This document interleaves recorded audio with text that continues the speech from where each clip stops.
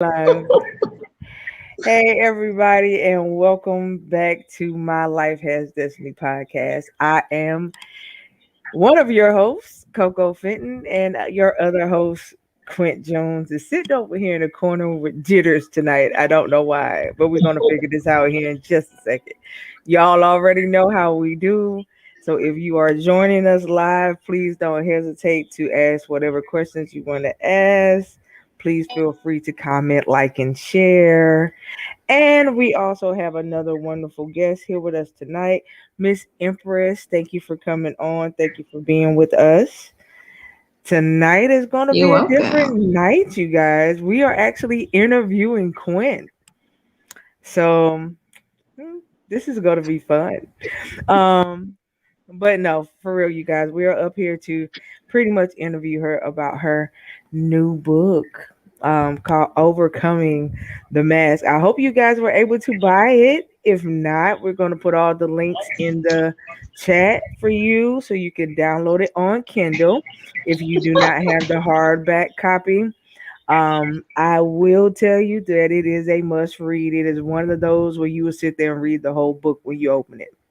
It's not a put down. Mm, It's not a put down and come back later type of deal. So mm. I promise you guys, you wanna get it.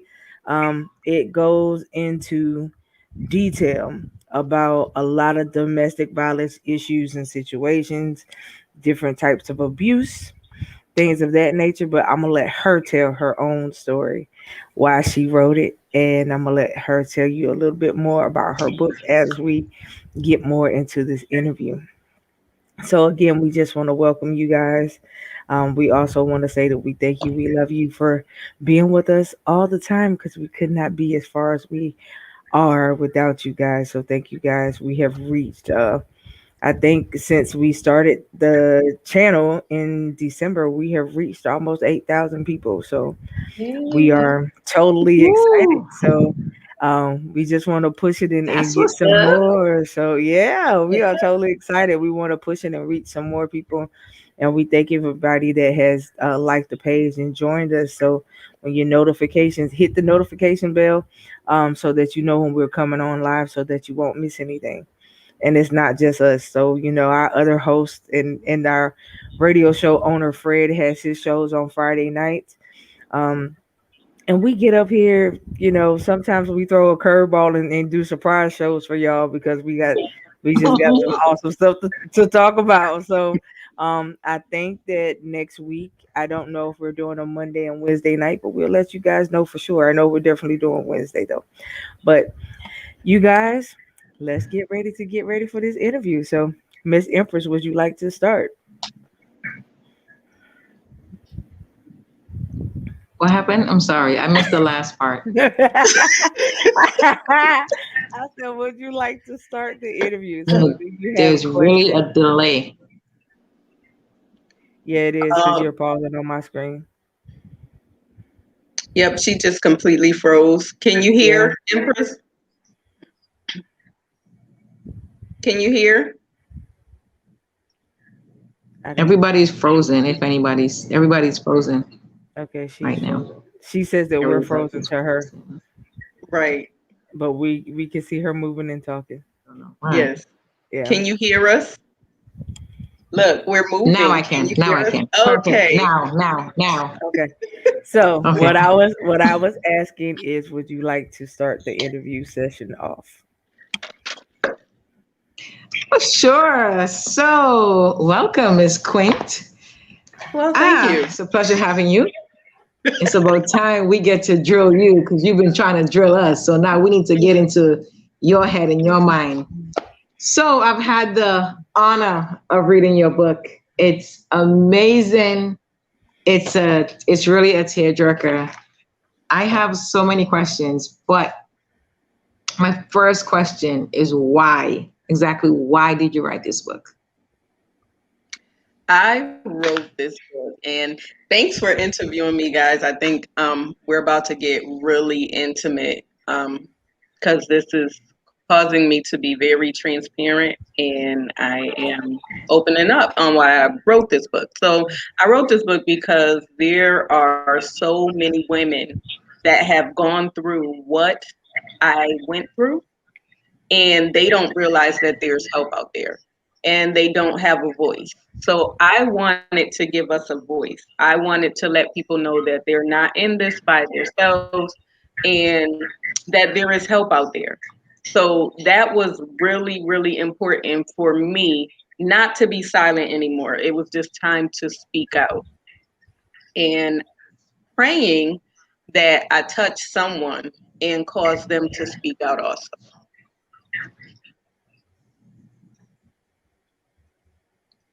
So Okay. that's why Overcoming the Mask came about. Overcoming the mask. Wow, that was. How hard was it for you to come up with that name, like overcoming the mask? How? Because that's a tough one. Like, did you really over? Okay, so we're not gonna go to that question. How tough was it for you to come up with that name, overcoming the mask? And part two of that question is,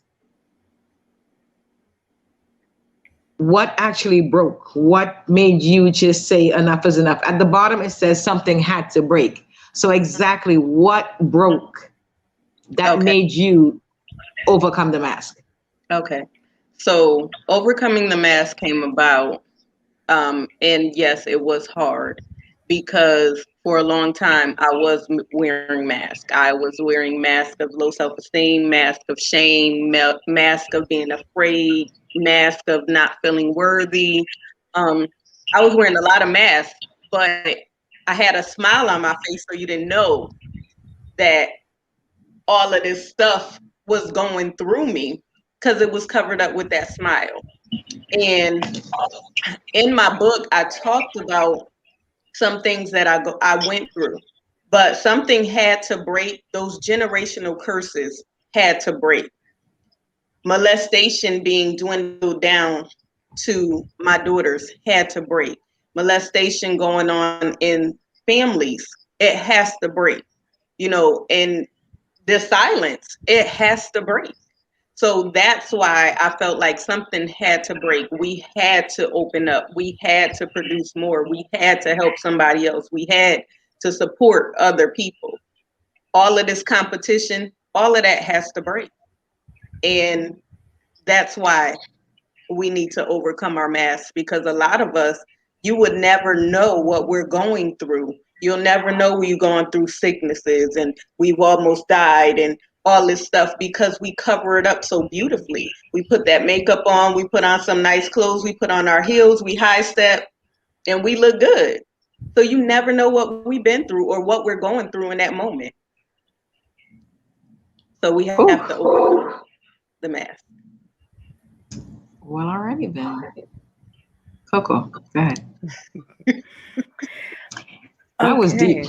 Yeah, it So I'm was. trying Yeah, to it take was. notes here, and I'm like, ooh. Okay, so something had to break. That was very interesting.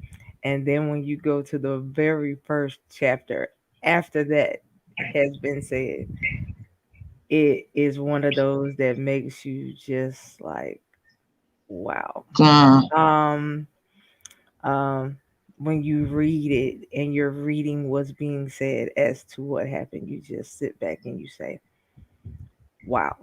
Um, and you automatically feel a lot of different emotions. Because if you are a mother, um, and your first thought is, if I ever found out that my child was ever in this situation, like you be ready to bust somebody across their head. Mhm. And I mean, even if you're an aunt, of the child in the situation, you're like, what's going on? You be ready to crack your sister across the head because for allowing certain things to take place that should have never took place. Right. And before I even go to my first questions, let me first say and commend you for being able to have gotten past oh yeah. um, what took place, that you are no longer dwelling in it, um, or holding on to it in a negative fashion where it kept you bound, that you are now free. And because you are free, you are working to help other people free themselves. So I will say hats off Mm-hmm. to you about that because I know it couldn't have been easy. I know it wasn't easy.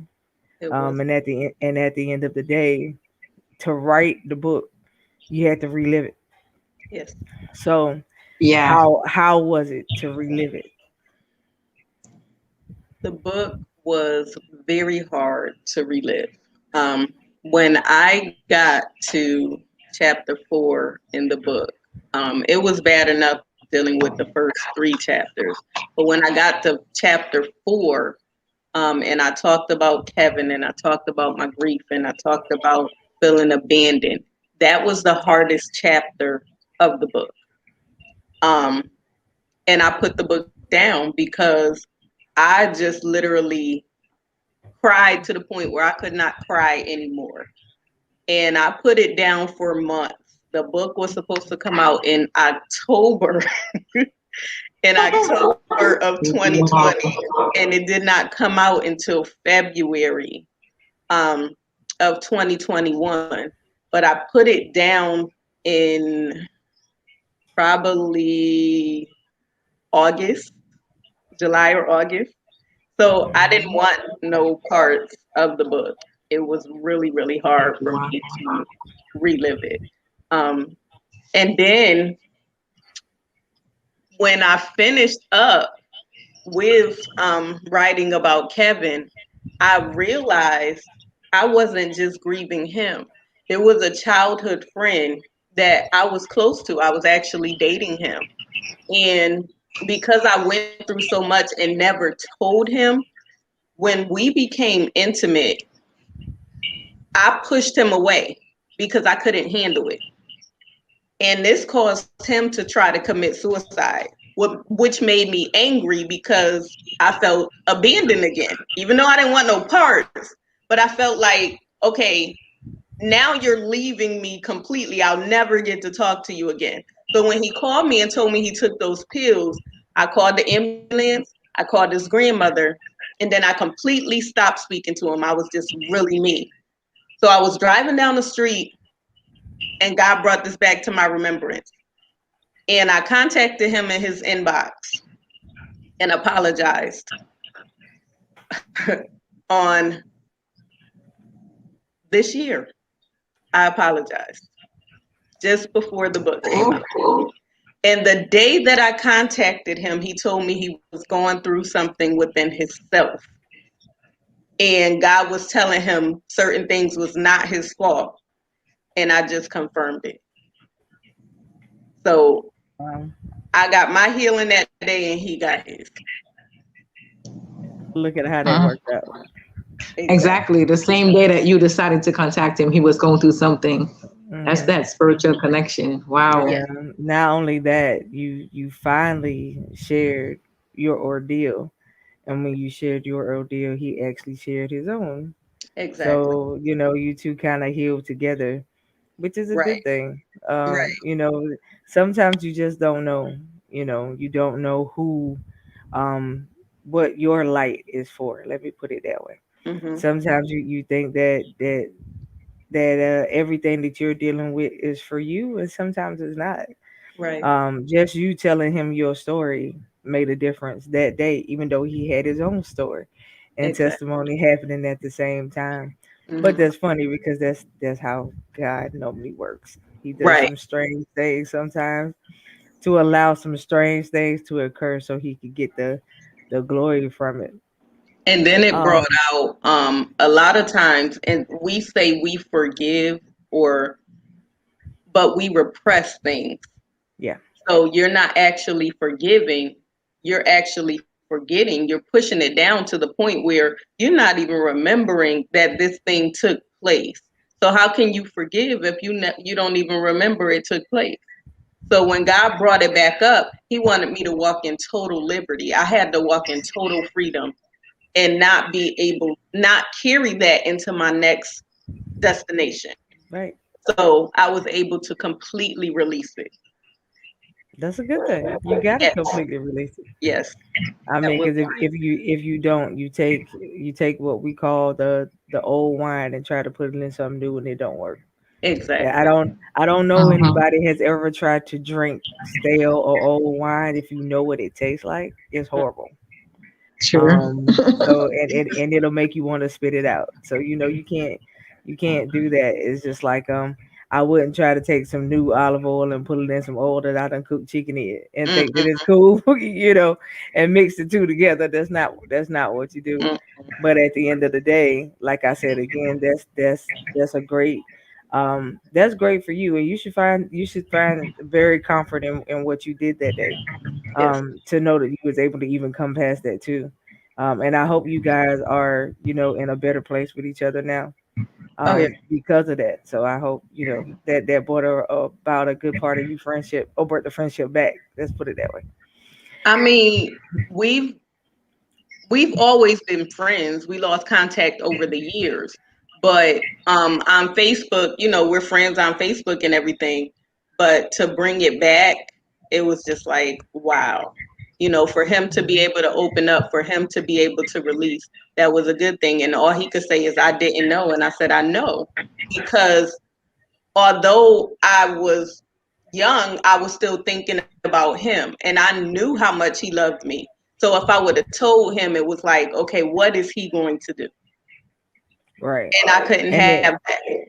and it could have flipped out the other way. When you Exactly. didn't tell him, you didn't know what he had going on at the time, that made him have thoughts of wanting to take his own life.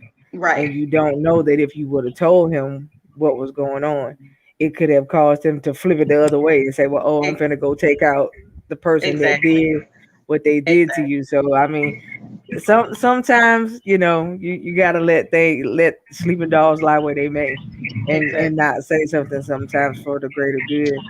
Hmm. Um, but let's go into a question that I really really want to ask, and this question is about Kevin. Okay. So Kevin came in through a major curveball in your life when he came along.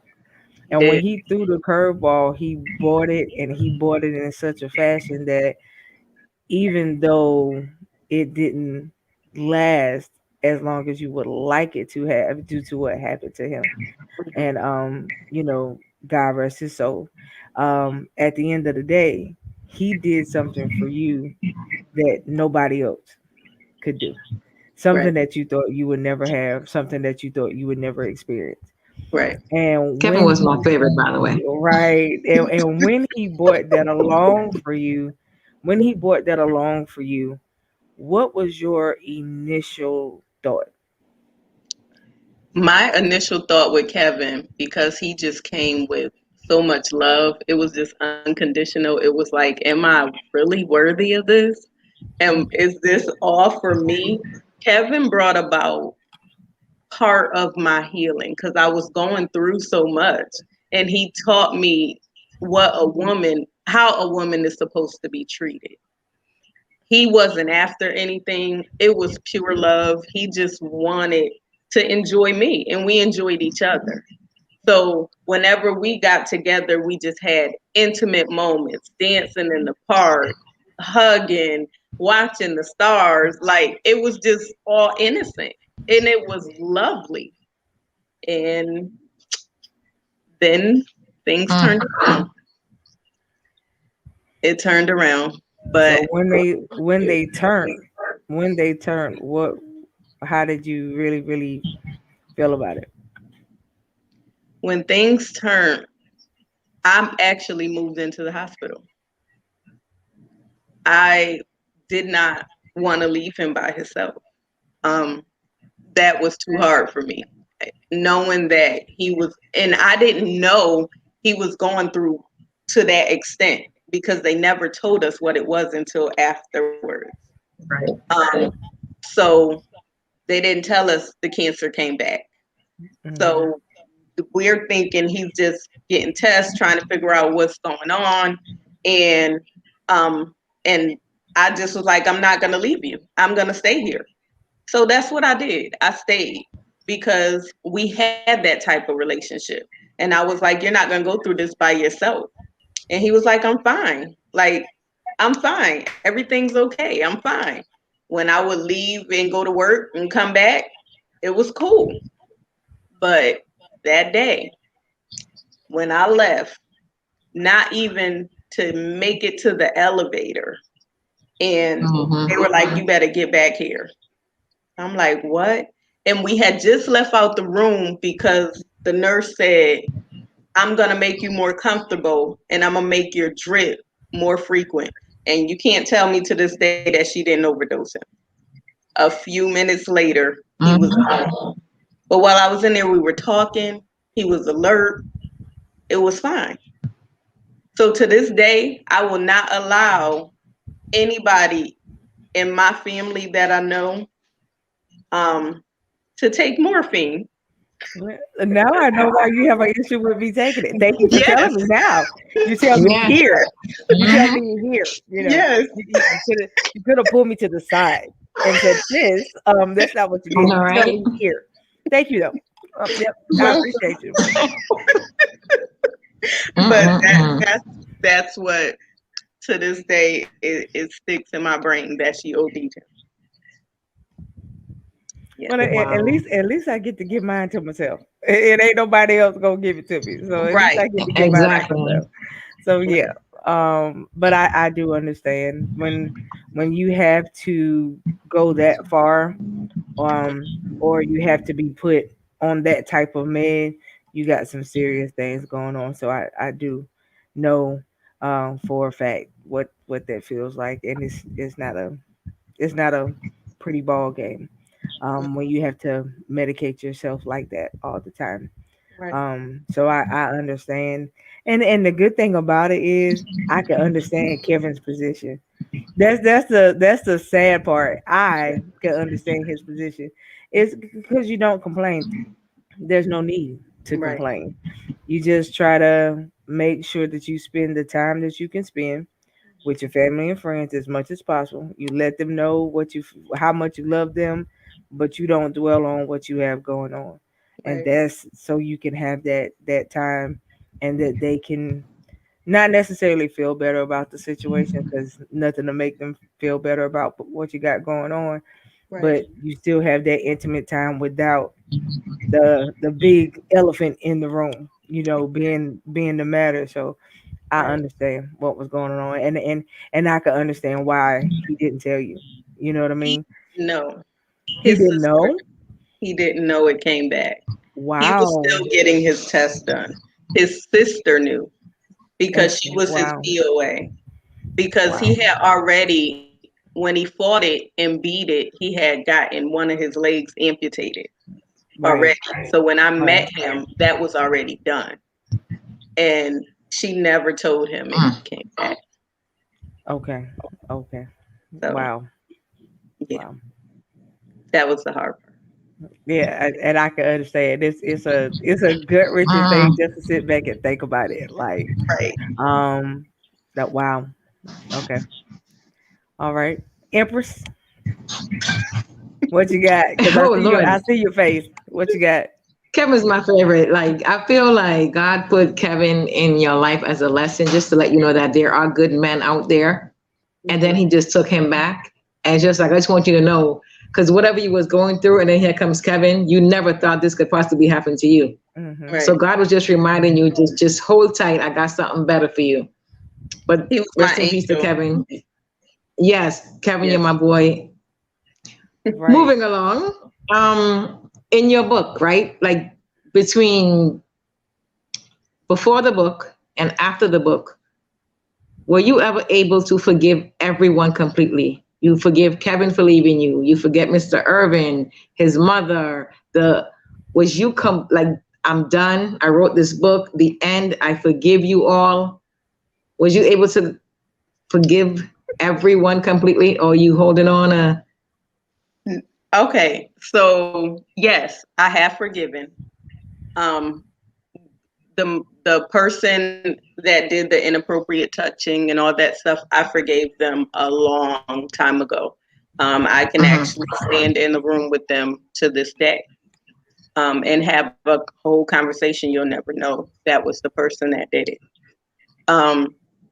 Irving, I had to forgive him because we have to co-parent.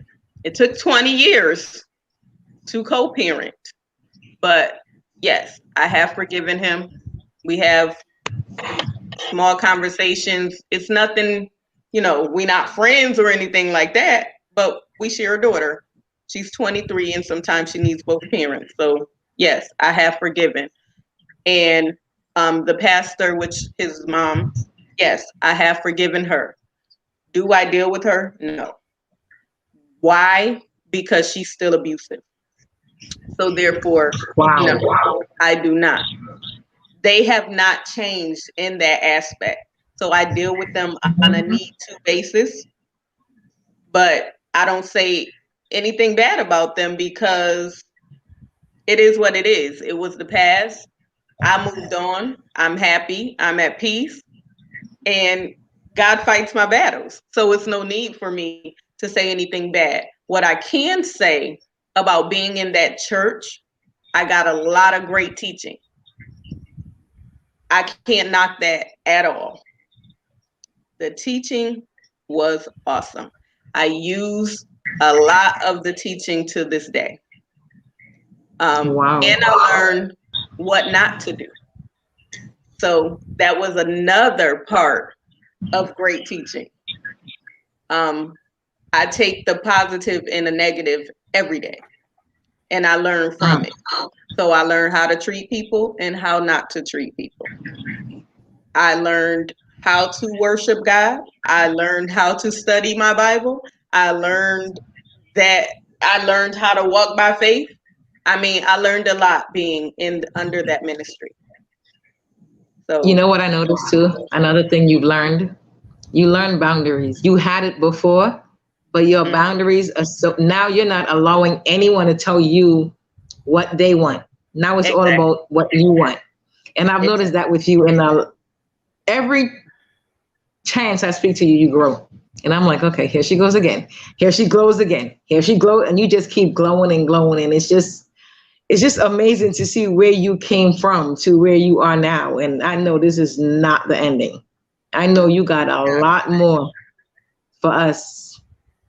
I praise God for it, and I I thank praise you God for you. for seeing the growth. Yes, I see it. One more question, and I think Coco is going to ask that. So you just left us off with this to be continued. Is there something you're not telling us? It's a to be continued. I knew it. I should It's have never you asked.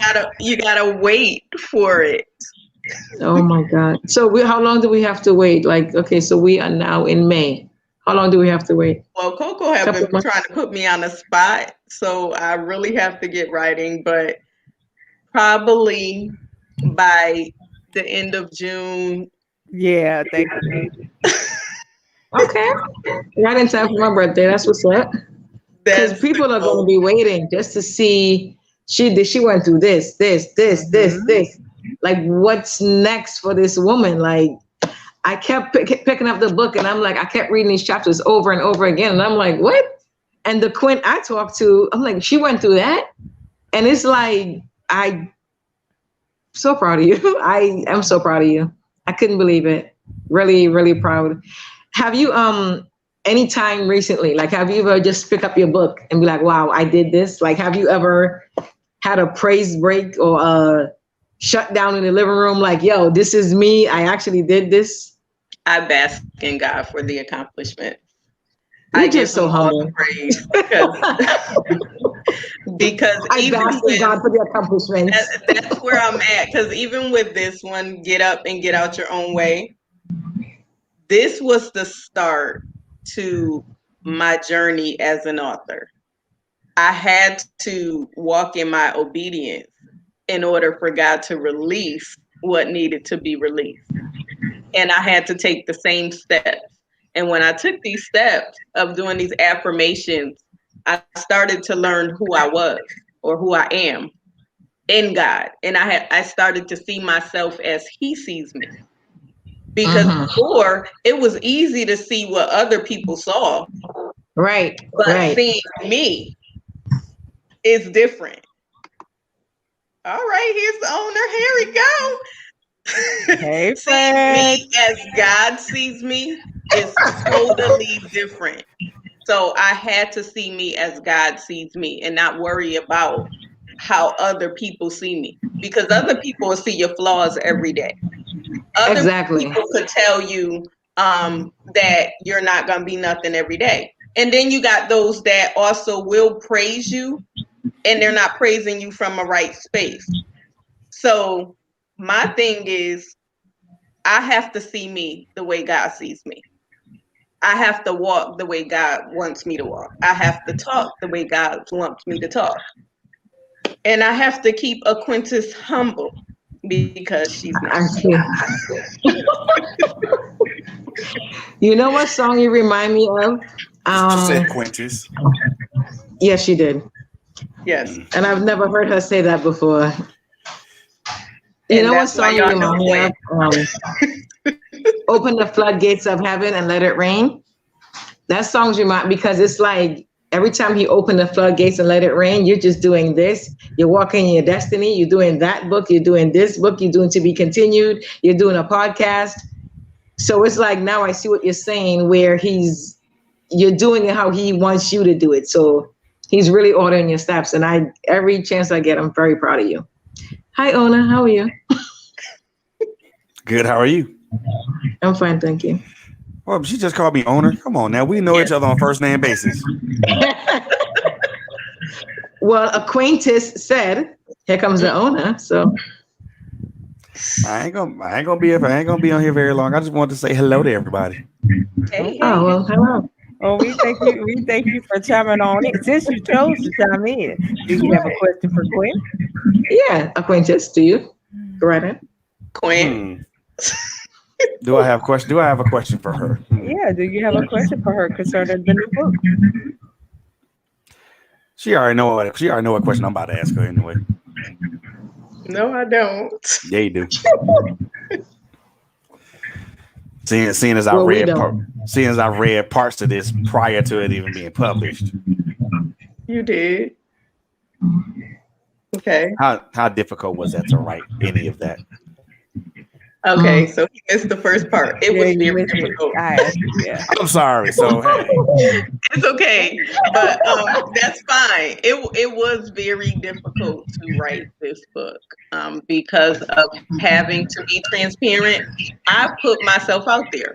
So if you read the remainder of the book, because you read the first 4 chapters, I if did. you read the remainder of the book, I even said, "Wow, y'all saying another man?" Because of the spirits that enter in, I became very promiscuous. And I was looking for love in all the wrong places. So I was very transparent in this book. I opened myself all the way up when it came to talking about me. So Yes, you it's did. like, you can definitely, if you don't know who I am today and you're reading this book and you're looking at me in my past, you're judging. And some may say, dang, she was a hoe. Dang, but every person was a relationship. Yep. And they weren't short relationships. Nah. Irving was 11 years. It almost killed me, but it was 11 years. You know what I'm saying? Other people, they were there before him, before I got married. One of them taught me, I'm trying to think of who I called him in this book because I didn't use his name and I started to say his real name. But Oh man, watch out now. When we do refer, we're not referring to Manny, right? that one. No, yeah. He taught me how to be a woman or what a woman was supposed to have at first. He wined and dined me and everything. And then he turned around and got married on me. I was in love with this man. Like, Oh no, he told me you're talking about Richard. that one. He told me he Oh, had a Lord. stalker. Okay. Oh my goodness. He was hiding from her, but he turned around and he married her. So what lessons could you impart? What lessons do you think this book would impart to people? Don't look for love in all the wrong places, first off. That's the first one. Amen. Second Amen. one, love you more, forgive, and speak out. Those are very important lessons. and trust God with your entire life. Indeed. Trust God should be first. Absolutely. But it wasn't first in my life. Right. Because Right. guess what? I At was the going time. to church and going home and get drunk. Okay? Oh my. That's how I ended up pregnant. Uh-huh. Yeah, because that's who I'm about to ask you about next. That type of situation. Oh my. You know what? Uh-huh. See, Go you ahead. didn't even read the book. You have to Yeah, read the whole book, you man. got to read the book. Go ahead, Coco. What was you getting ready to ask that? So let's have a nice little chat about Mr. Larry. Oh my. Yeah. Let's do that. Let's have this chat about Mr. Okay. Larry. Well, before y'all do that, ladies, it was Colleen. It was nice seeing you again. Well, nice to see you too. Don't be a stranger. She I'll won't. be back like a couple of months. I pop She in got every a now and book then. coming out. Nah, don't be no stranger. That's it. That's serious. Dead ass serious. Oh, you can cuss on this? What? No. Okay. No. Do not take his cue. Thank you. Please I don't. promise I won't. Please do. Please I do. will not Actually. be a stranger. I will. I'll be back. But she's not I'm a gonna stranger. pop in I next week. actually talk to her on a daily basis. So she is not a stranger, Mr. Fred. Stranger to me, not to you. Because Quint Feeling is some type of rewiring way? my mind and my brain, and she's getting me back where I need to be before I can step out into the world again. So, Fair enough. yeah, I got an excuse for everything, huh? That's a legitimate excuse, actually. Well, that's a good comeback. Yeah, That's a legitimate excuse, actually. But yeah, I promise I won't be a stranger. indeed. Again, Quint, home run, man. That congratulations on the book, man. I love you. And man, y'all just keep doing what y'all doing. And on that note,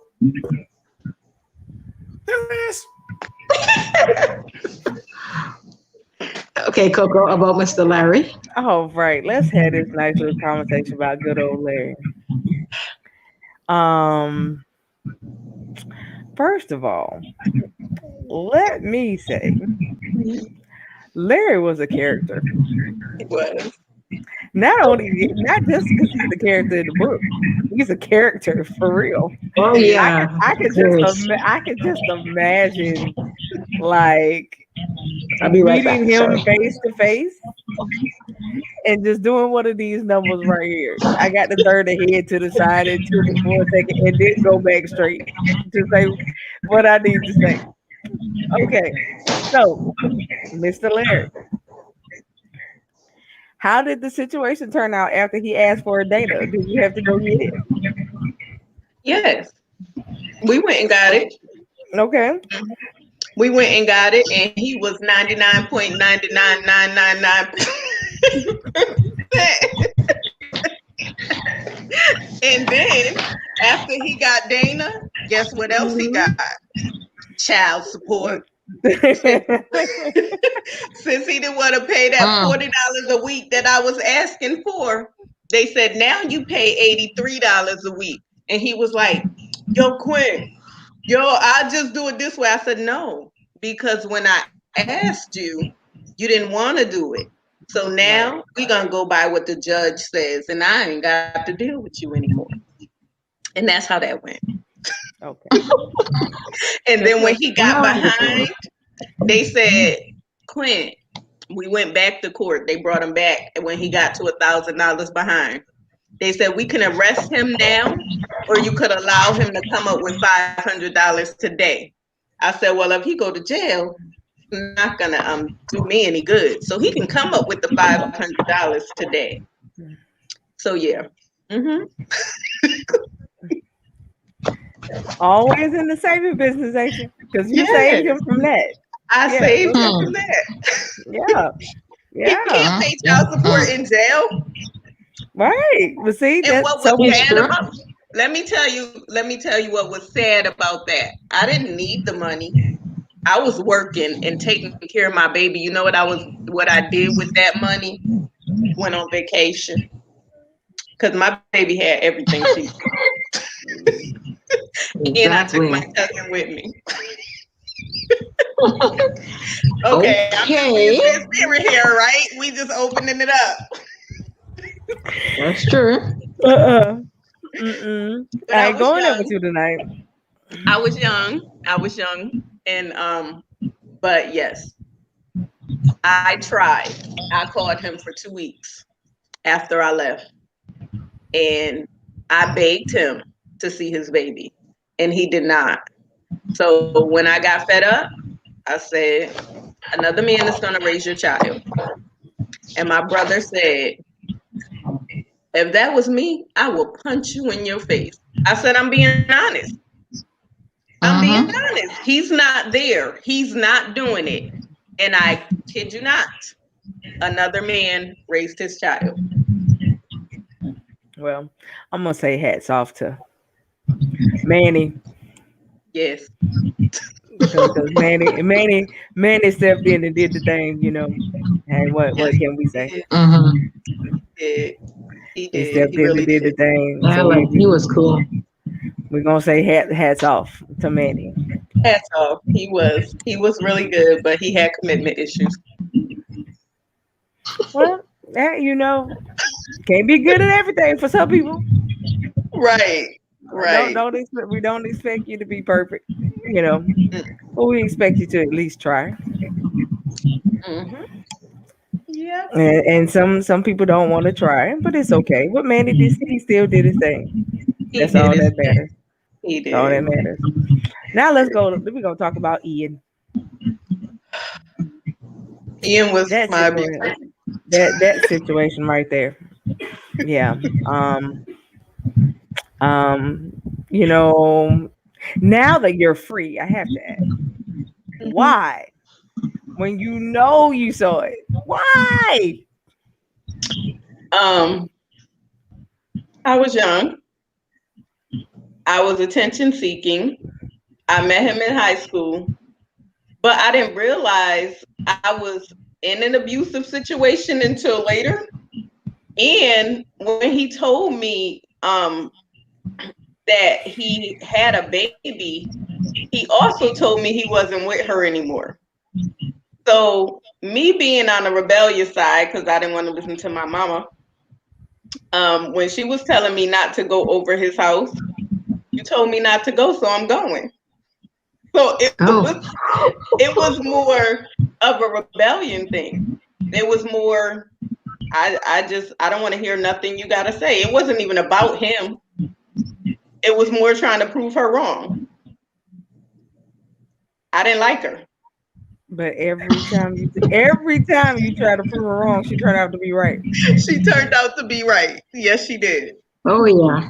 And that last time I went down there and it wasn't his house. So I was still calling myself, proving her wrong. I went to his cousin's house, who was 2 blocks from us on the same street. Hmm. I went over there and the girl showed up with a gun. And I went to a different part of the house. The cousin took me to a different part, and they were fighting in the hallway because she was trying to get to me with the gun. And he was like, "What, you gonna shoot her?" And she seen me run out the house. I darted out, and she started yelling. And Hmm. I just ran down the street. Them 2 blocks felt like I was running forever, Forever. forever, ever. I just ran down the street. After that, I was like, I'm done. I don't want no parts of him. Uh, he ain't worth my life. Mm-mm. But it's funny that it had to take that Right. Right, to right. make you walk away. It had to be Right. that serious. Wow. Hmm. It still Yeah. didn't cause me to listen.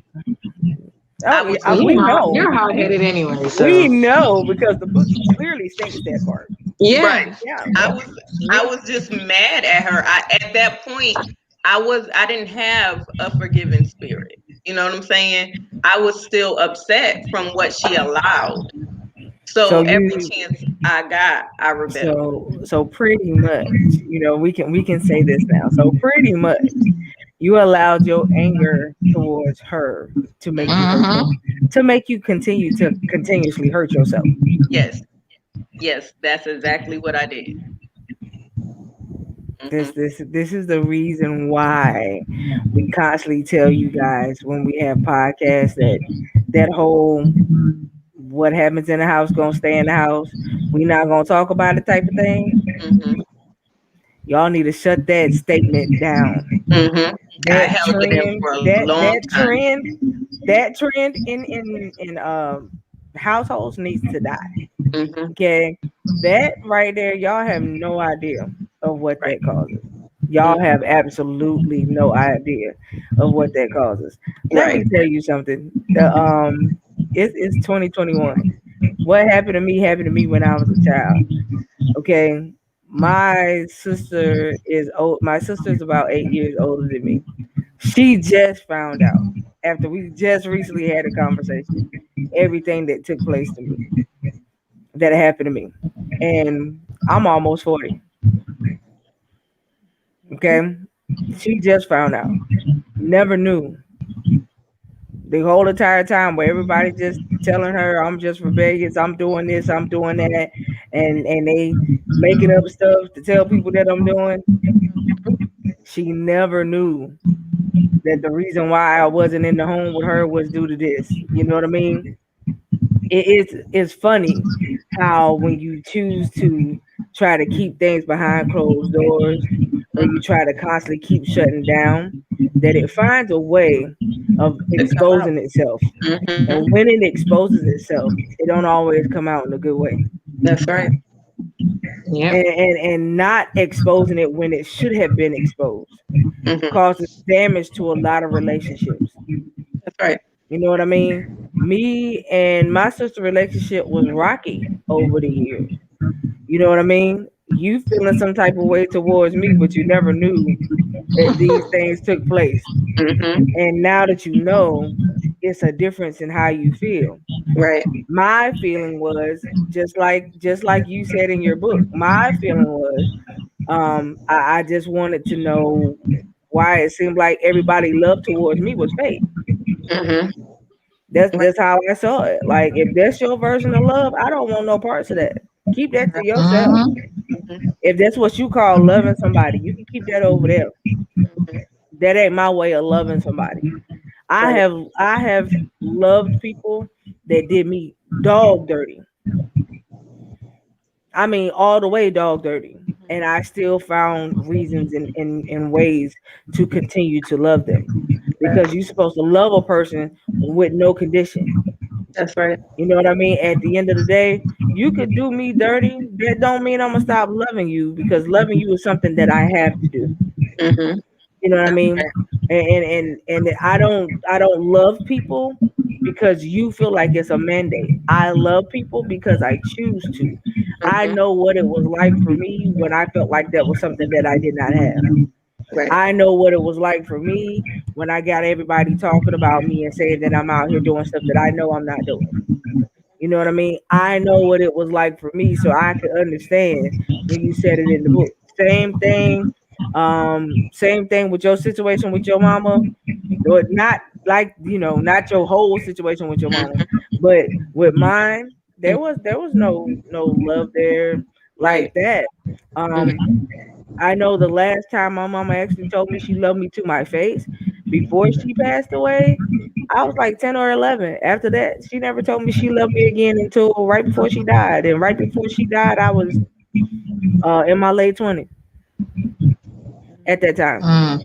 And Right. at the end of the day, it took you from when I was 11 years old to right before you close your eyes for good to Mhm. tell me to my face that yes, Right. you love me. You had your reasons for feeling the way you felt towards me, but Mhm. you love me. At the end of the day, okay, that okay, I love you too. For Right. at the end of the day, I'm sorry for what I did to you out of my anger for you because I felt the same way. Mhm. But my anger towards her, to me, it did it. What I was doing didn't hurt me. My game, and my goal was to hurt her. Right. You know what I mean? I wanted her to feel the hurt that I felt. Mhm. That was what I was doing. It wasn't that, whatever I did, it didn't phase me. At the end of the day, I knew who the problem it caused was for her. It Right. won't for me.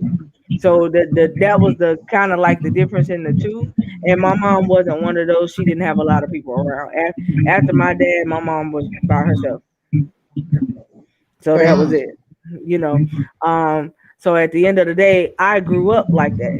I grew up like, I wasn't around a lot of, when I got older, a whole lot of dude thing wasn't my thing.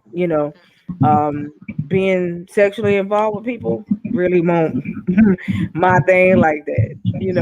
Once you get older, that's not the first thing I want from you. Right. That's not the first thing that I want to do with you, because I need to know some stuff about you before we go that far. Right.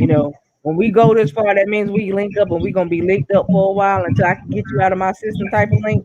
Mhm. And I don't want to deal with you like that. So that Right. was kind of like my thing, And at that time, I wasn't in the church like that then, but I didn't know, that was the whole. I just knew that there was a link involved when you sit down and you give yourself to somebody, they give themselves to you. At that time, I did not know that that was a soul tie.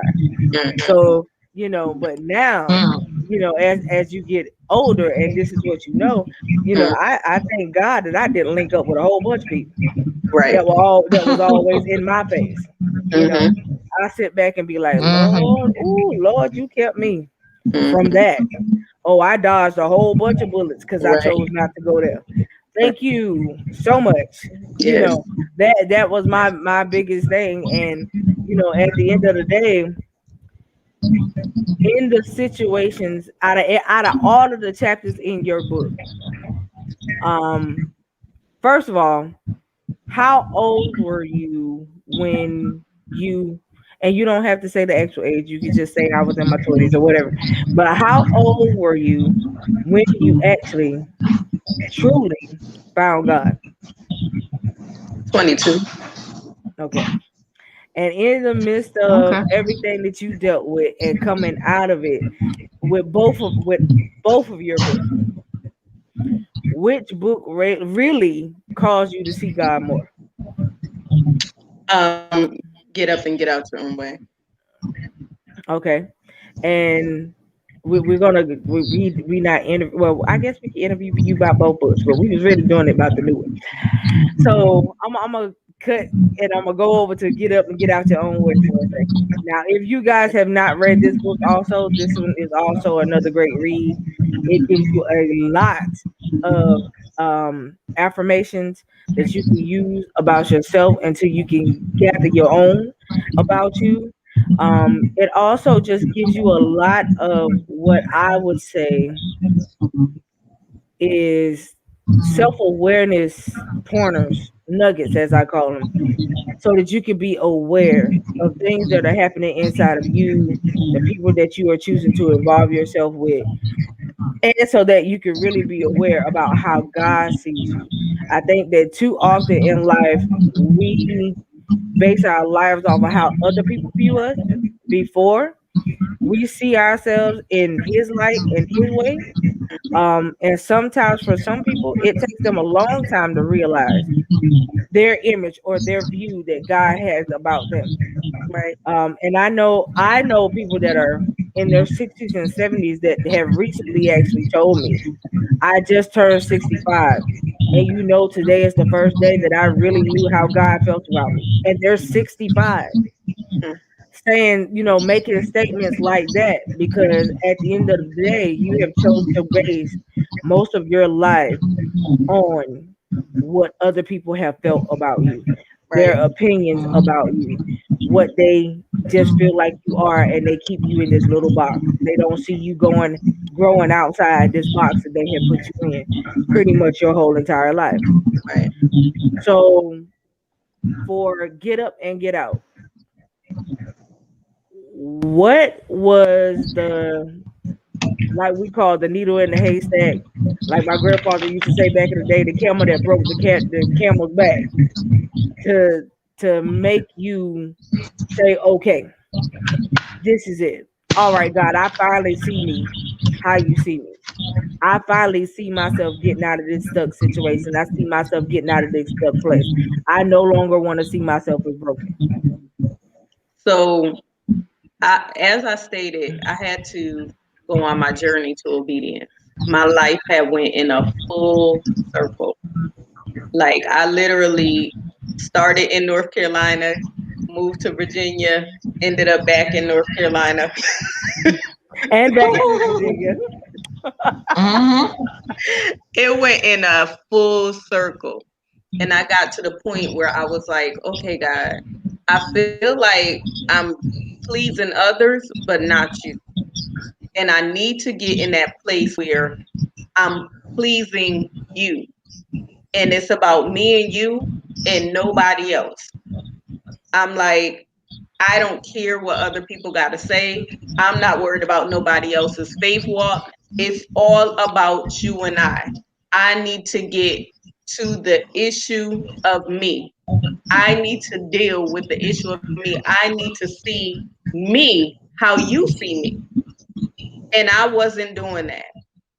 I was still hurting on the inside over some stuff. And I was like, I can no longer carry all this pain. I'm not walking in freedom. I'm not walking in liberty. I need you. So I was praying and I said, Lord, even if my pastor do not serve you anymore, it's about you and I'm going to serve you. Not knowing when I prayed that prayer, my pastor was going to leave the church. Well, all righty then. So my pastor had left the church for like a month.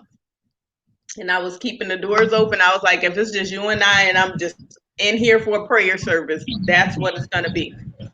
And that's what I was doing. I was preaching the word. When she showed up, she was like, lovely service. Thanks for having me. I was like, wait a minute now. this is a little bit backwards. And then it just got to the point where I was like, okay, God, I get it. You wanted to, you wanted me to prove myself. Am I going to still run? Because I was in a running mindset. So am I going to still run or am I going to remain? Am I going to walk by faith? Am I going to do what you would have me to do? And I remained. No matter what I went through, I stayed and I trusted God and I turned it over to him and I started getting peace. When I say I was at so much peace in the midst of the storms that I was going through, I was at peace. Like, God, when I get out of this, it's going to be nobody but you. No man can say they helped me out of it. It's just you. And that was my mindset. That's what I took on. And I began to feel walls just being torn down. And I was like, oh my God, Lord, I thank you. And then I started affirming over my life. The CBD industry, they started talking about affirmations. I started looking them up. I'm like, okay, yeah, this works. So I started affirming over my life. I would say stuff to myself like, you are God's masterpiece. Whether I meant it or not, it didn't matter. I said it until I meant it. You are important. You are the head and not the tail. You are above and not beneath. And I said that thing until I felt it. And then I started to learn, okay, when I tithe, that's a whole nother subject. I'm going to send my tithe on a mission because it opens up the windows of heaven and pour out blessings that I don't have room enough to receive it. And I started seeing God manifest things in my life.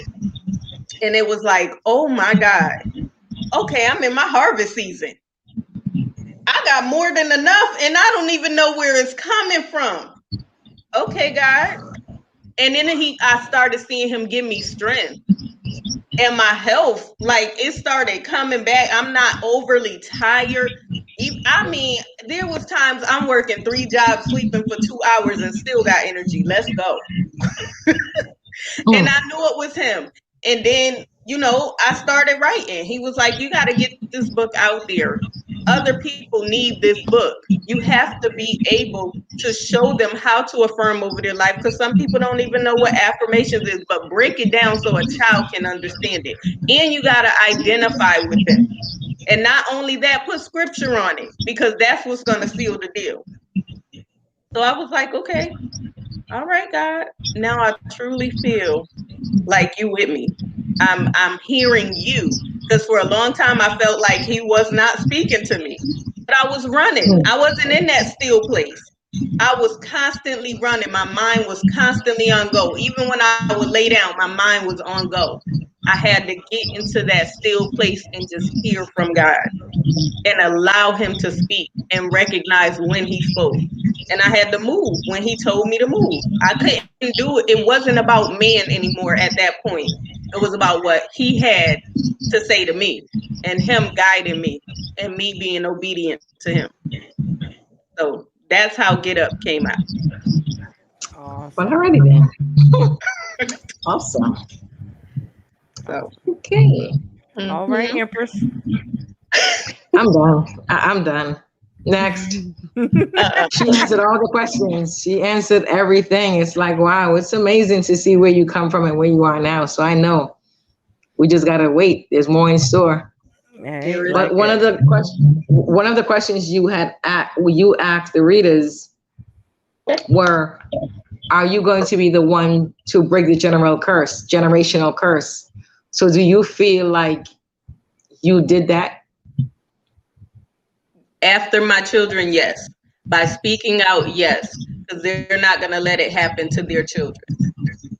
Exactly. So, Right. absolutely. All right. Good. Good. And then that's a big topic to you guys, generational curses. Hmm. Oh Um, gosh, it is. sometimes you don't realize your generational curse may not be about abuse. Your generational curse could be that nobody in your family ever went to college, ever went and educated themselves.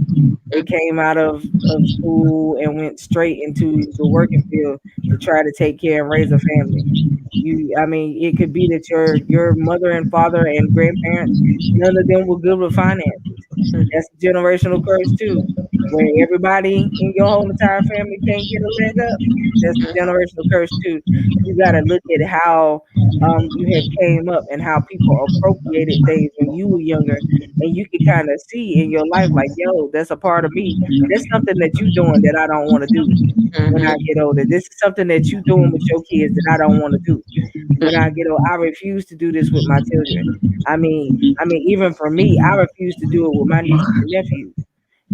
At the end of the day, let's sit down and have this conversation. Let me make some things blatantly clear to you. Hmm. If somebody ever touches you in a fashion that ain't right, you need to come and say something because it's gonna That's get right. dealt with, and it's gonna get dealt with as soon as you open your mouth. That's It right. ain't even gonna be no if, ands, buts about it. It ain't even gonna be no more conversations after that.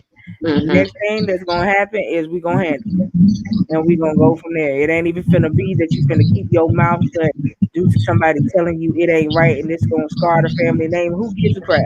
That's right. Who gives about who family will break up because they weren't thinking about it before they decided to touch you inappropriately. Hmm. They none of that went through their brain when they decided to do things with you that they should have been doing with the wife they got sitting at home That's right. as a child. So no, that none of that makes a good excuse for me. So at the Hmm. end of the day, if you have nieces and nephews, even children that don't belong to you, children that you just may know. I That's mean, right. I have a heart for kids. Period. You ain't got to be related to me. Hmm. But if I know that it's happening, I'm not the one that you want to tell That's right. because I'm gonna go do something Mm-mm. about it. Hmm. At the end, I'm gonna do something You're about it, not whether you keeping want nothing it a or secret right, anymore. whether you want it or not. If I'm gonna go sit down and we're gonna have this conversation with your mama, because you can't sit here Hmm. and look me in my face and tell That's me right. that your mama know and she choosing not to do nothing. Now Hmm. I will say this: I did have a situation where the mother didn't know, and the mother would go in the house, go in her room, close the door, and put something in her ear so that she would not hear this person rape her child. She knew what was going on. That situation was hard for me to deal with because I want to slap all fire out the mama face. To sit there and have a child tell me that your mama know, your mama even go in another room and let him do what he do, and then when he come out the room, she got food cooked for this dude like he just did something great. What? What? No, ma'am. No, sir. I will slap all fire that ain't holy out your mama face. That was how I felt. Like, no. And then when I went and approached her about it, you look at me with a smirk, girl, you just did that to the wrong one. Because Jesus has left the building Mm-hmm. for 2 seconds. Mm-hmm. You smirked at me when I asked you about it. This is your child. And you got the art to smirk like it's okay. Okay, yeah. I don't normally say that people don't deserve their children, but some people don't. And They don't. she just I say it happened to, all the time. and They she don't. just happened to be one of them. Mm-hmm. And I was just like, I have never in my whole entire life had to encounter nobody like you. And at this point, I really don't like you. Yeah, it ain't got nothing about to do with me and you personally, but just another woman coming from another woman. I Mm-hmm. would never. And he wasn't just doing it to one of her kids; he did it to all of them, Mm. and they are his biological children with her. Oh my. Mm. Not only are you a pedophile, but you're a pedophile to your own kids. Like, no, this is not okay. It's so not okay. No. And then you wonder why when some people's children are adamant about leaving the house as soon as they know they're grown enough to do it. And you wonder Mm-hmm. why they Mm-hmm. want to be gone. Right. It's not a good playground, you guys. At the end of the day, you would never want somebody to harm something that had to grow inside of you for 9 months straight. An innocent child at that.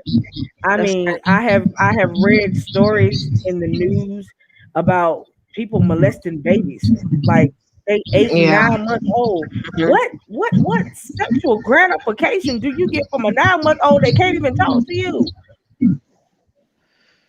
The sick individual ain't even the word for that statement. And they claiming everything now is mental illness. I'm like, you ain't that mental. You know exactly what you're doing. Exactly. Exactly. It's an 8 month old child. Exactly. Please tell me what sexual gratification.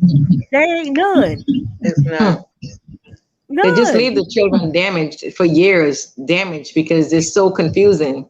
They don't I know If what they mean, to do. don't They kill don't know them. how to act. the damage ain't even a word for that. In that particular situation, the baby didn't live.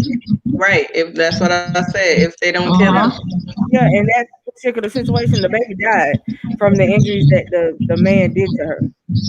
I mean, she's 8 months old. I can't Right. see a grown. I can't even fathom a grown man's body part going into an 8 month old child. Like, and you thought that the baby was going to live after that? Oh, come on. No. I can't see. I can't see that at all. And then with the mother, um, in her situation, her and that guy hadn't even been together long, and she decided to leave her child with him while she went to work. And you get a phone call at your job that your child has been rushed to the hospital. They're not telling you why. And then when you get to the hospital, they tell you because your child was sexually molested, and now your child is about to die. I'm pretty sure she did not wake up thinking that was gonna happen today. Hmm. And at the end of the day, Oh Jesus. ladies, I'm not telling y'all not to trust your men because some I men am. are trustworthy. I'm not gonna tell you that. Hmm. But at the end of the day, You I have to get don't to know know. them though. Right. And I don't know any man who is not the child's father that will be so adamant about you leaving your kids with them Right. Exactly. for you to be able to go do anything. And for him to say, no, I'm good. You can leave the baby with me. I'll be right here when you get back. No, Mm-mm. no, no, no, no, no, no. I'm sorry, but that would have been the one night I would have paid for daycare. Mm-hmm. But the baby would have came with me. Right. I couldn't. I would have called out if my sister called out on me. I wouldn't would have worked. But I don't think that after you being all jipper about telling me to leave her with you, that I would have actually done that. I just can't see me doing it because I would have looked at you real strange, like, Because most men don't want to watch a baby, even when they're their biological, not a baby girl, if, not a baby. Period. I gotta change diapers. right. 8 months? I got to No. make I got to make bottles. Right. Yeah, like that didn't raise a red flag. Not saying this to it, but that would have raised a red flag for me. This ain't your baby, Right. okay? And you adamant? Oh, go ahead. I don't want you to mess up work, Mm. honey. It would have got all thrown apart that day. My boss would have just had to be mad Mm-hmm. because no. I mean, after getting that call, I couldn't have been so nonchalant to get to the hospital, and then you tell me that this is what he did, because I would have been like, okay. And then after my baby passed away, oh, I really would have went down to the police station. I need to see him for 5 minutes. Five. Exactly. That's all I need. Just five. We all waited. We already in the right place. You Mm-hmm. already behind bars. You about to make me get locked up with you for a few minutes. Mm-hmm. Because when they come back to me, yes, it's gonna be mental instance. Because I'm gonna lose my whole entire mind for 5 minutes. That's it. I mean, like for real, for real. That That's will be the it. one day you will be able to say I snapped and went crazy for a whole 5 minutes. Because I'm That's exactly what's gonna go down. Mm-hmm. I just can't see how people can allow this type of stuff and you just cool with it.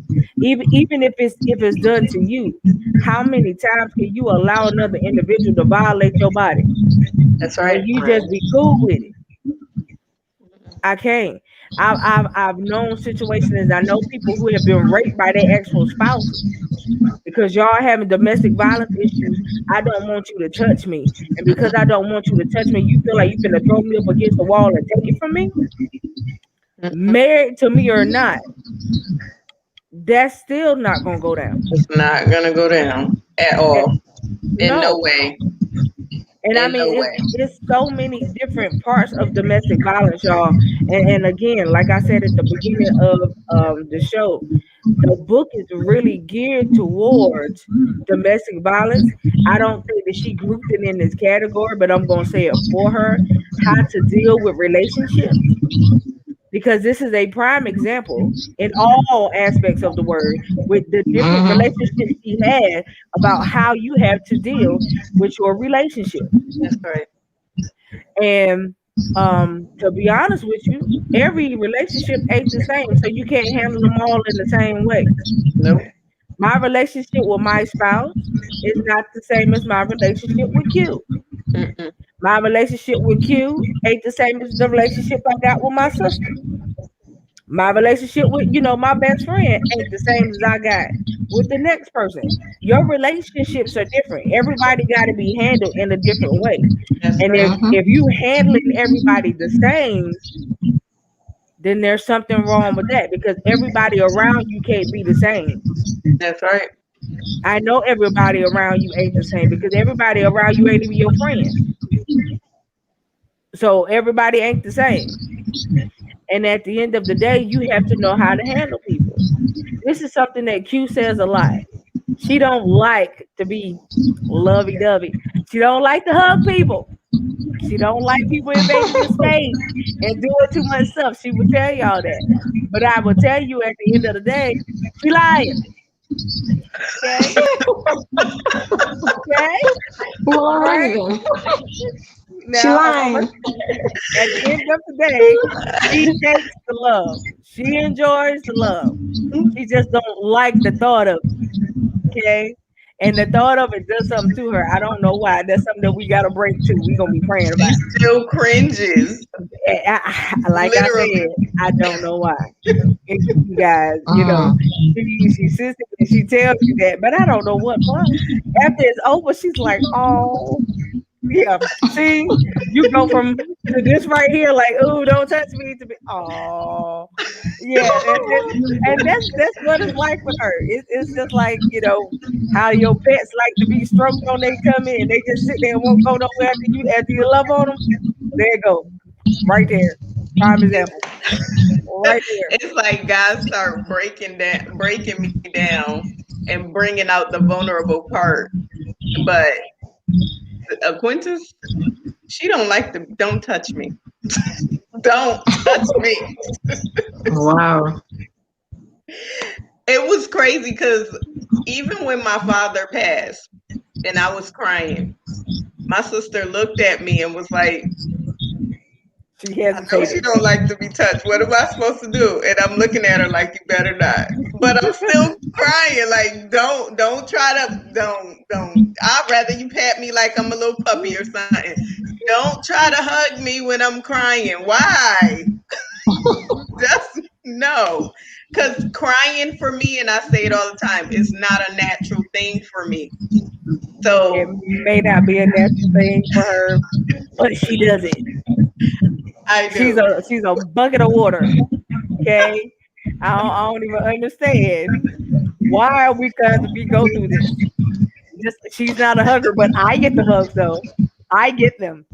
Okay, I don't know about Whatever. anybody else, but I get them. So Uh-uh. you know, yeah, for the non-hugger to hug me, and I'm the hugger. So Oh yes, my God. I get the hug. Okay, yeah. So I have started to break that genre down. Yes, I'm going to continue to get my hug. Whatever. And the day that I don't get a hug, it might be some other repercussions after that. I'm just gonna let you know. Okay. At least we So know in advance. right. Right. So but you guys, just like that, you have to understand if you ever ask her why she's like that and she explains it, you be like, okay, all right. So don't look at her strange. But if you ever ask her why she's this way, she will tell you, and then you be like, oh, okay, I get it. But Hmm. it was funny in the church that I was in. It was this lady, and when I say she was a hugger, like when she hugged you, she hugged. I mean everything in you. And I would run from her, like, do not hug me. Like, I made sure I avoided her at all costs. Like, this is not natural. You supposed to, if you gonna hug me, you give me this godly hug. Like, y'all see me cringing right now? I literally, Mhm. I could still feel those hugs, and I'm like, why do she hug people like that? This is, oh, ew. Like, That's a love thing. I'm gonna tell you something. My It brother, is. my brother's mom, and I call him my brother because that's what I felt like he was like. But his mom, she's one of those. But when she hugs you, and it's just like you want to lay out afterwards. I promise you do, because she one of those huggers that while she hugging you, she praying. Sometimes she's silent, Oh. and honey, the rest of the time when she go to hugging you, all you hear her going off in the spirit. And I'd be like, see, this is so why I didn't want to come over here. I do right. not have I want to be laying on the floor ministry tonight. Mm-hmm. You understand?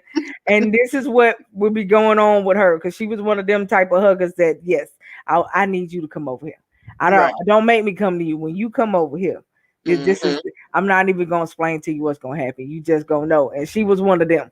So Right. I totally get it. But she didn't make me, I didn't cringe. I just knew if I went to her, what was going to happen. And that was my problem. So, at the end of the day, her reasoning, and I'm going to make her tell y'all, go ahead and tell them, kid, why you like that. My mama wasn't a hugger. She did not hug. She did not tell me she loved me. My mom, only time she said she loved you is when she was drunk. So, and my family, their way of loving on the men in our family, some of them hug, but I always like, get out my space.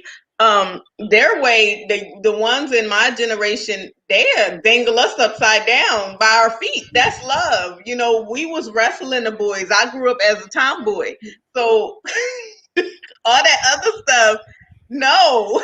Don't do that other stuff. That's not natural. That other stuff, you guys, do y'all hear that? I That's don't not even understand the other stuff. the other stuff. I need y'all not to refer to it as that. Okay. So this is one of those times I'm gonna tell you not to take this cue from her. Okay. That is one of those nuggets that I need y'all to leave out of your notes for the night. Yeah, that other stuff, as she calls it. Okay. So no, but I have to tell you guys, she has the get up and get out of your own way. She also has the planner to pretty much match that book. And she has the overcoming and taking off the mask thing we got going on. Okay. Yeah. I'm telling y'all, out of her, both of her books are, I mean, all of her books are good. But out of the two books, this is the number one for me. So, I mean, yeah, I love the affirmations. Don't get me wrong, because but I do the whole I'm gonna speak life into myself because I can't, one of them type of moments. So that's why, you know, we good with the affirmations in the scriptures, Right. just because we gonna talk about them too. But Hmm. this book right here, though, this book right here, y'all, I'm telling y'all, it was one of those that when you open it, you wasn't gonna put it down. I didn't put it down. I didn't go back to it. It was one of those I'm gonna sit here and read it, and when I'm read it, I'm done. And that's what I did. I when I got it, I read it, and I didn't put it down until I was done with it. So same day, I read it. Now, and I did the same thing with the first book. When I got it, I sat down, I read it.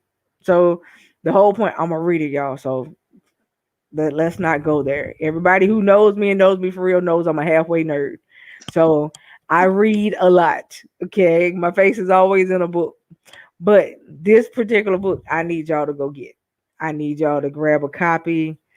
There's something coming for you later, soon, as to concerning this book.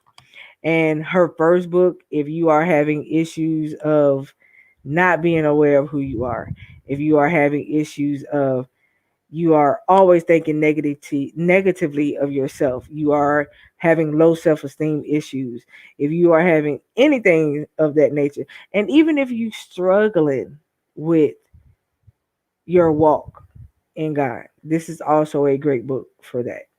And I say that this book more so is a great book for that. Now, the third book, the new book, not going to say that it's not a good book for that, but this book is a read after you have encountered God. Her first book was a getting to know God and God knowing more about who God knows me as. Yeah. This book is a after I've had the encounter, after I have experienced God. This what this book is. So if we had to put it in those categories, you got the before I know you, I'm getting to know you, and you got the I've had this encounter. I have been ground to ground with you. It's been a face to face. I don't care how long I got to fast on it kind of book. This is that situation. So to be able to get from I don't know you, but this is how you feel about me. So because this is how you feel about me, I'm gonna begin to speak these things into my own self because you have been speaking them into me. To get from that stage to where you are now, how do you really feel about what you have already gone through? As as from your standpoint of now, how do you say, oh, okay, that was just the tipping point to get me to my next level, or do you say that that is what has really um orchestrated your life? I would say that is what really orchestrated my life. It was necessary for me to go through everything that I have gone through. Um, it helped me to be the woman I am today because I can identify, I can recognize, and I can help somebody to come out too. And that's so important to me, even being a domestic violence advocate. And that was one of the biggest reasons why I felt like we needed to speak out. For a long time, I kept my mouth shut about all the abuse. Even when I got out of the first divorce, I kept my mouth shut. And I was like, God is going to fight my battles. While I was in it, I kept my mouth shut. God is going to fight my battles. I could not open up and begin to talk about what I went through until God released me to open my mouth. And in the beginning with my mom, um, like I said before, what happens in the house stays in the house. No, you can't get healed by keeping your mouth shut. You have to open up. You have to tell somebody. You have to be able to express what you have gone through in order for healing to take place. Other than that, you're holding all this stuff in and you're dying on the inside, literally dying on the inside. spiritually you're angry. Like, why did this happen to me? And then some of us get to the point where, Lord, you allowed it.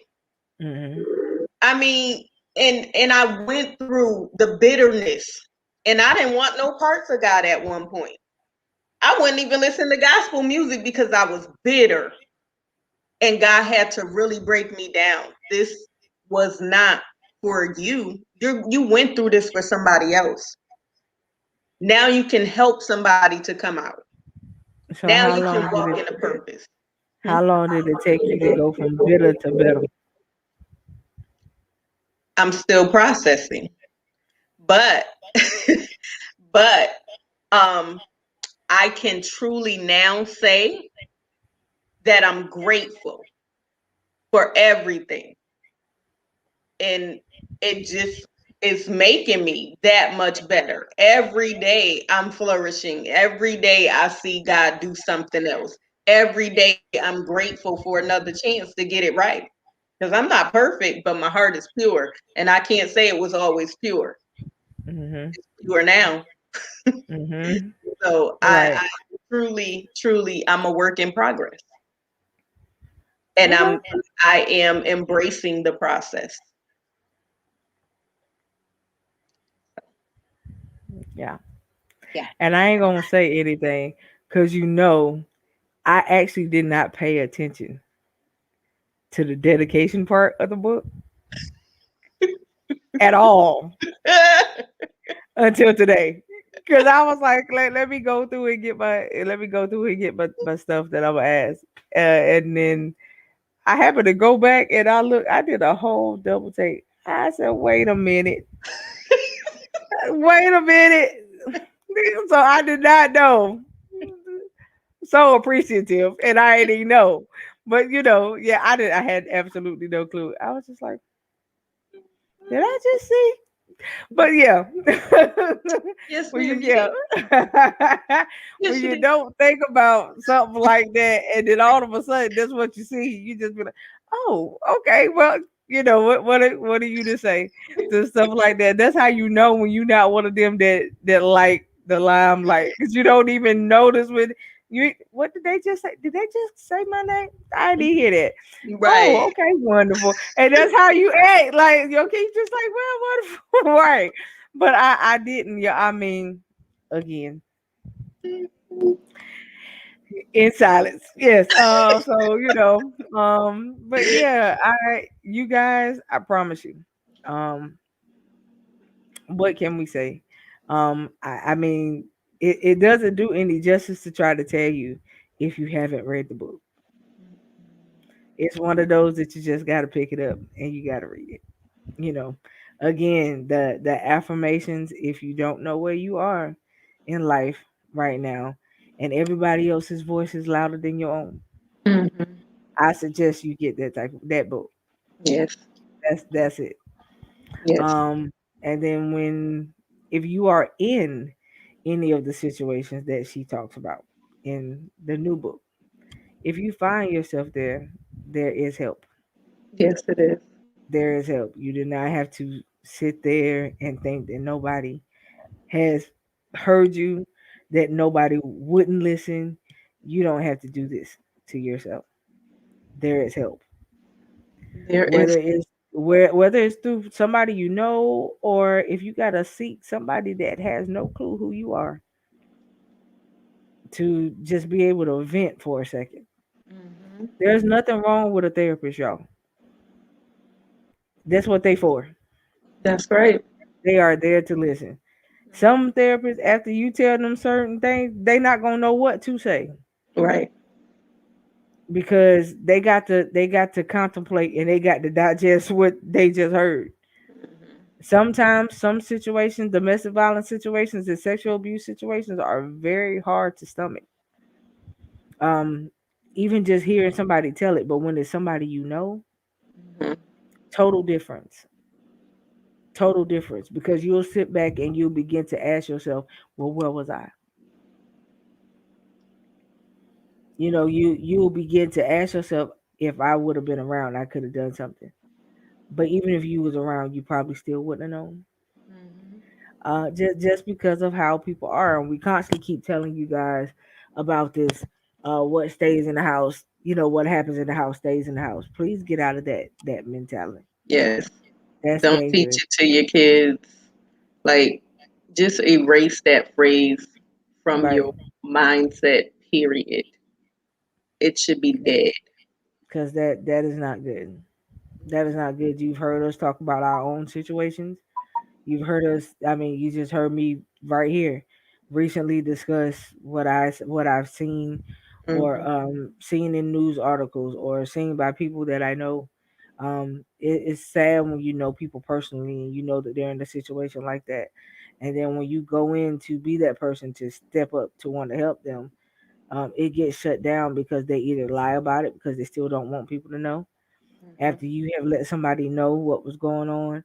I mean, that the situation where I told you about the dude messing with his own kids, when the cops showed up, everybody denied it. And that's the hard part. And Um, that's, yeah, because if they don't talk about it, the yeah, person that's doing it gets off. Because when I found out concerning my children, DCF got involved in everything. And my daughter would not even talk to the DCF worker. It was like, nothing. I'm fine. Nothing.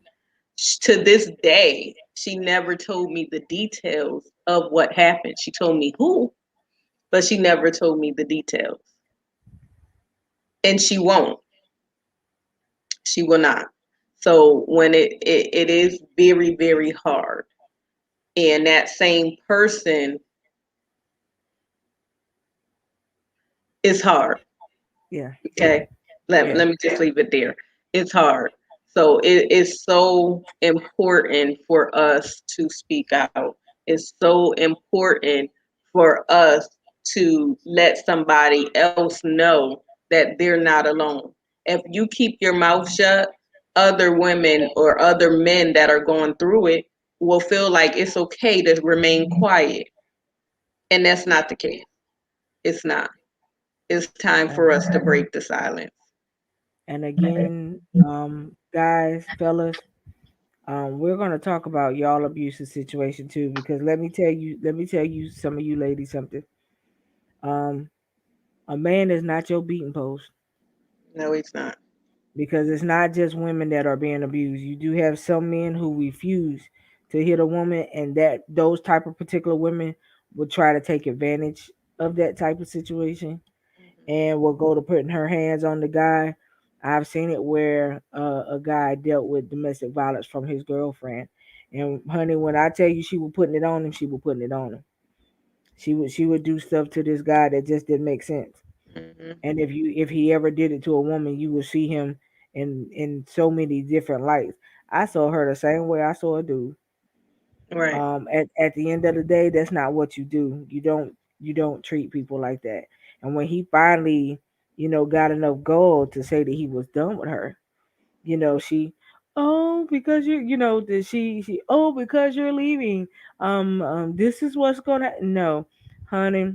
At the end of the day, he left anyway. He was That's like, right. if you was really going to do something to yourself, you wouldn't have been beating on me. Hmm. And so when he left, that was it. And I was so proud of him because he had been in that situation a long time. And Right. I mean, you talking about just like a guy leaving bruises on a woman. She was black in his eyes. Hmm. I mean, a whole lot of stuff. He had cracked ribs because of her. I mean, this is a dude we talking about.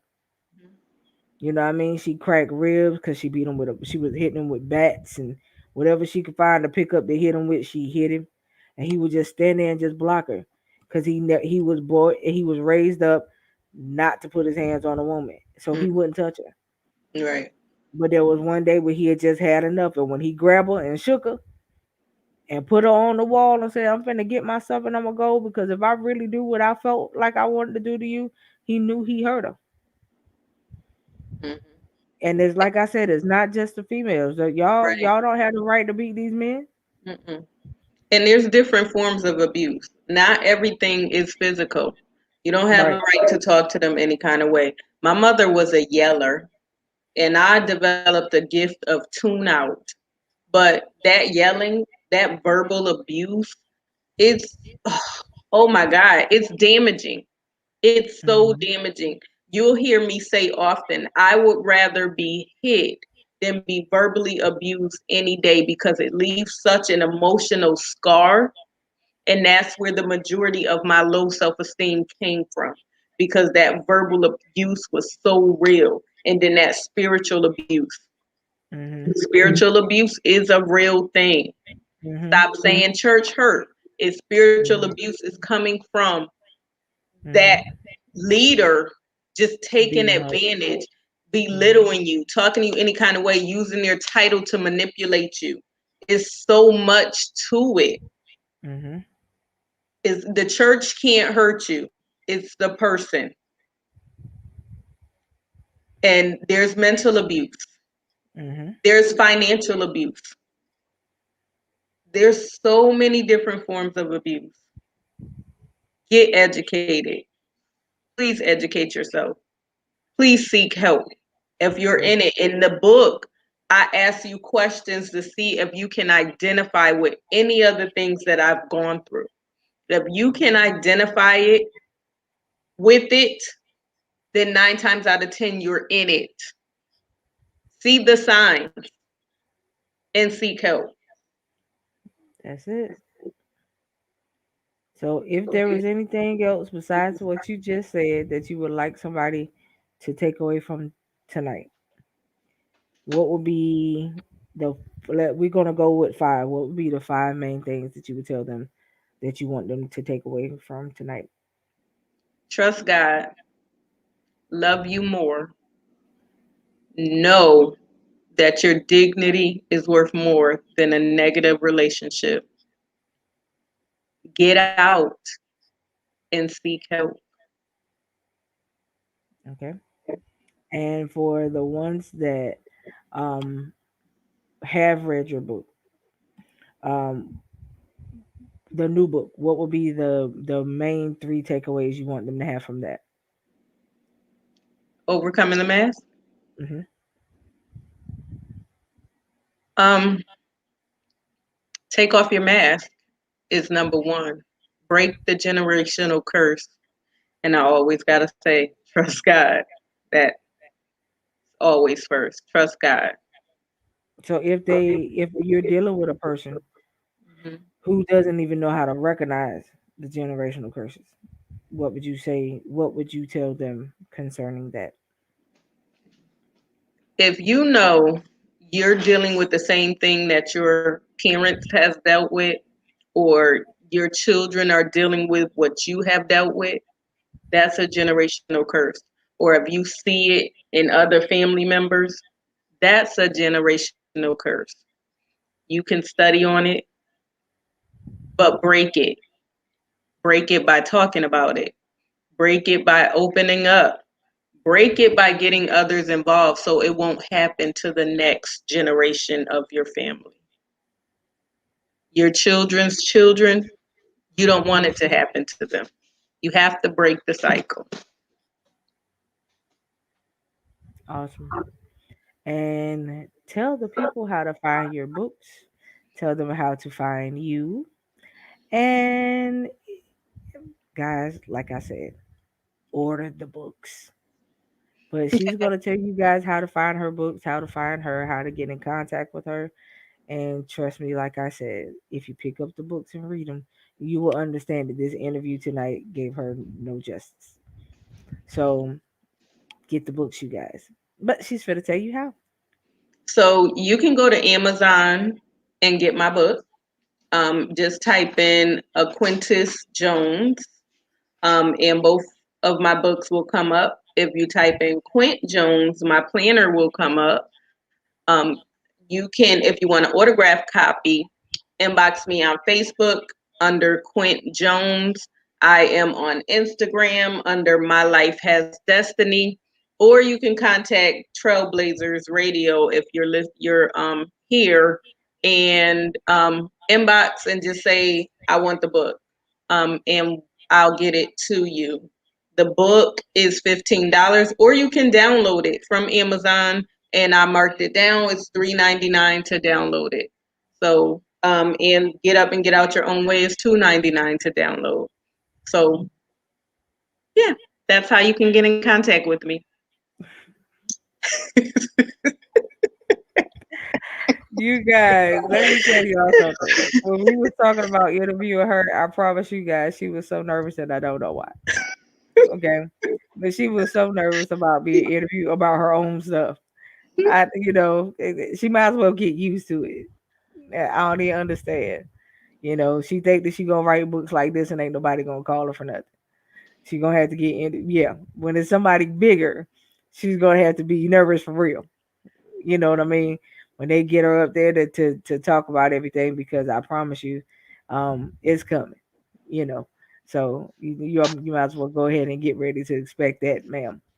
But you guys again, get the books. Get the books. I mean, talking about it don't do it no justice. You got to read it. You really got to read it, and I promise you, you won't be disappointed though. So, I mean, this is two books um, that will really make you think, and really make you assess your own situation, and make you have a real good look at yourself, about where you are, what you got going on, and if what how I like to say, if your priorities are where they need to be. Because if your priority is not you, and you can find yourself in any of the situations from the first book and the second book that she talks about, at some point in time, you have to make your priority yourself, and you got to get you together first before you could be anything to anybody else. Yes. You know, um, and sometimes that's a sudden moment. That's a suddenly thing. But Hmm. sometimes you get pushed into situations that you have no choice but to gather yourself and grow up. And when you are faced with the fact that you got to grow up, you got to grow up and grow up for real. You don't grow up still playing little kitty games, and still trying to be a child in your life with an adult age. That's not how that works. At some point, you gotta grow past where you have been, That's right. because if you stay where you are, you ain't going nowhere. That's right. So you gotta grow past where you have been, and that's what both of her books pretty much sum up to, is being able to grow past where you've been. And you see a gradual but steady uphill climb for her as you read the book, so you can kind of know where the to be continued snippet is going to take you. Is going to take you to a different point as to where she is in life all over again, because you see the growth from the first one to this one. And in that, it's a gradual climb, no trickle going down, and it's a gradual climb, and that's how you want to keep it. So I promise you guys, if you go and get the two that she got out now, and especially the third one, it's gonna leave you in suspense. You're gonna be mad. I'm gonna tell you that now. You're gonna be mad. Because I just didn't say anything to her. I just read it, and when I got to that part, I just shook my head, and I was just like, because eventually, at some point in life, we would have discussed it. You know, so we're discussing it right now. I'm telling you, you're gonna be mad. Okay. But we gonna see what's gonna happen on the to be continued side of things. So I just tell you to prepare yourself, because then you can become unmad, and you're gonna be mad again because she's gonna do it again. So this is what's gonna happen. Okay, so I'm gonna just prepare you guys on that note.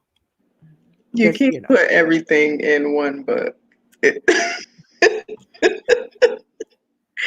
I went through a journey, and I'm just telling you about my journey, and it was a journey.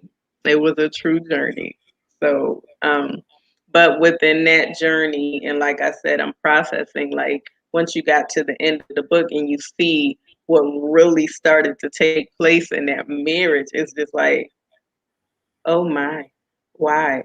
Like, but getting the strength, and it was nobody but God because I was supposed to die in it, getting Mhm. the strength Yeah. to walk away, Yeah. getting the strength to get the divorce.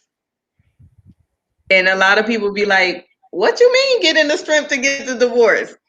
You talking about trust God, but you getting God didn't tell me to be in abuse.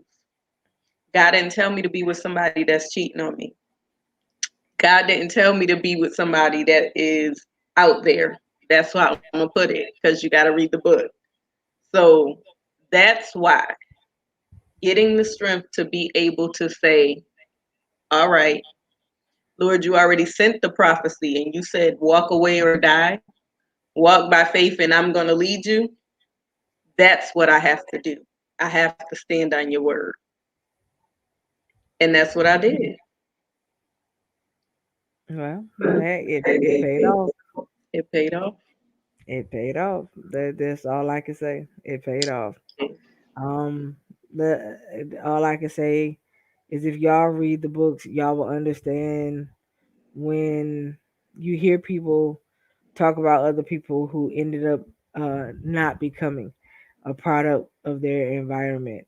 And let me tell you how reading her book, she went from becoming a product of her environment to becoming a victor and to actually becoming a um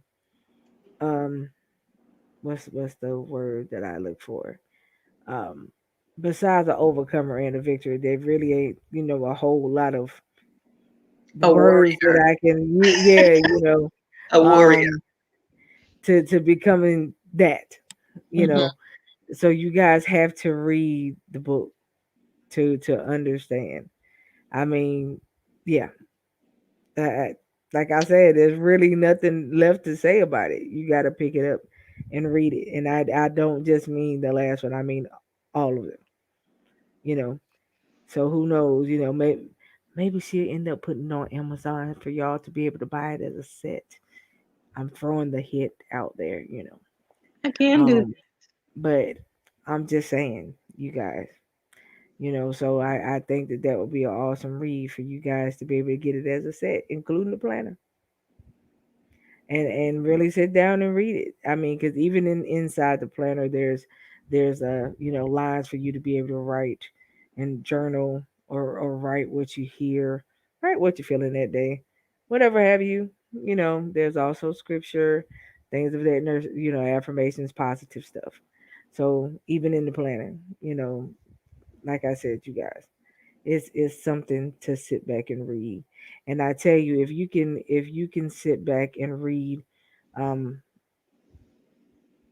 other genres of stuff that you read, you can support and read something that might give you something to go off of.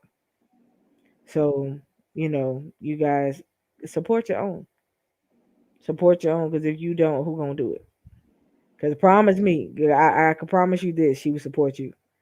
So just support her. You know, I mean, $2.99 is nothing. $3.99 is nothing. You get it. You download it to your phone, your Kindle, whatever you have that can be used as an e-reader. Because there's even an app that comes on most phones now. They give you an automatic e-reader on your phone through Google. So I mean, even with the iPhone, same thing. Pick it up, download it. I promise you, when you go through the first 2 or 3 pages, you'll keep reading and you'll tell somebody else about it. So that's all I gotta say. I can say it again, not just because she's my friend and not just because I call her my sis, but I can say it that if I did not know her, I would still buy the book. So that's there you have it. I mean, we know a lot of authors, who we support, and we know them personally, who we support, and it's like that. Pick it up, read it. I mean, everybody has something different to give out, and you'll be surprised. You might just find yourself in the book. Anything else you got to say, Q, before we go? And don't be afraid to find yourself in a book. That's the important part, because I did not know that I was in abuse until I started helping other people to come out of abuse. So it's so important to be able to identify. it's important to be able to see the triggers. It's important for you to save your own life. You are important. And you can't love anybody until you can love yourself. That's it. So That's it. that's it. Once again, thank you all for supporting My Life Has Destiny podcast. We are your hosts, Quint Jones and Coco Fenton. And I thank you guys again. We will see you on Monday night. Have a good night. And you guys will see Fred on Friday. Fred on Friday. So Yes. we love you guys. We pray that y'all have an awesome rest of the week. Have a great night rest. If you have not been able to sleep peacefully, may you rest in Him on tonight. May He give you strength to get up and fight another day tomorrow. May He strengthen you throughout the night so that you may be able to just go and be who you are and do it with life and not feel like you're bogged down and fatigued by your day to day. That's So right. we just speak blessings upon y'all. And again, we love you. Thank y'all once again for coming on. Y'all have a great night. Good night.